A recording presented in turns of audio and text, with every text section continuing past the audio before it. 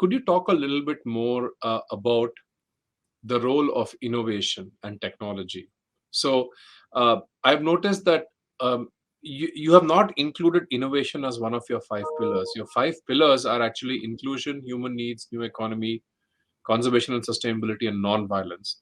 But innovation seems to be this thread which kind of connects them all together, and it's a way to deliver, like in this hyper-connected world, as you call it, uh, change in all these dimensions. So maybe could you just talk a little bit more about the Sure. innovation and the role of innovation? I think innovation is the most important thing, but it is a platform. It is not a vertical, it's horizontal.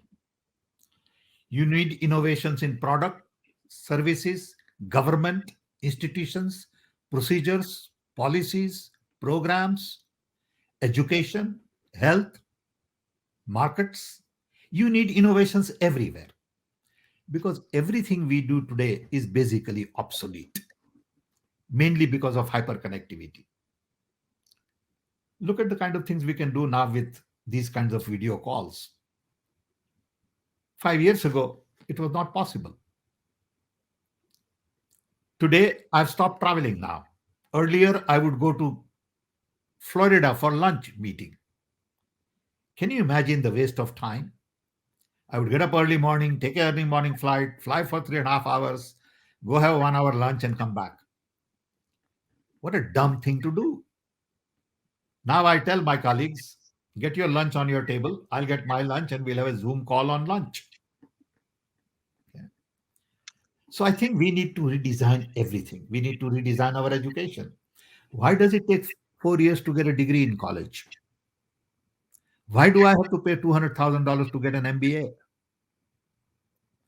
Why do I have to go to doctor physically every time there's a little problem and drive half an hour, sit in his office for half an hour waiting? And what does he do? He looks at me. Why can't he look at me on video? So I think we need to think about these new things, which we know, but we are so used to doing things old way that we don't change. COVID forced us to work from home. Not that everybody can work from home, but many of us can. Take, for example, self-driven car. When a self-driven car comes to market, maybe in 5 years, maybe in 10 years, first of all, I won't need to own a car because I can order a car from here, whichever car I want, it will show up, take me wherever I want to go. I won't need parking space. I won't need driver's license. I won't need insurance.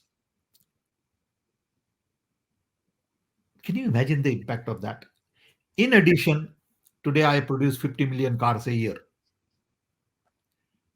Car is parked 90% of the time. Tomorrow I'll produce only 5 million cars. Look at amount of steel I will save, material I'll save, jobs that will be eliminated.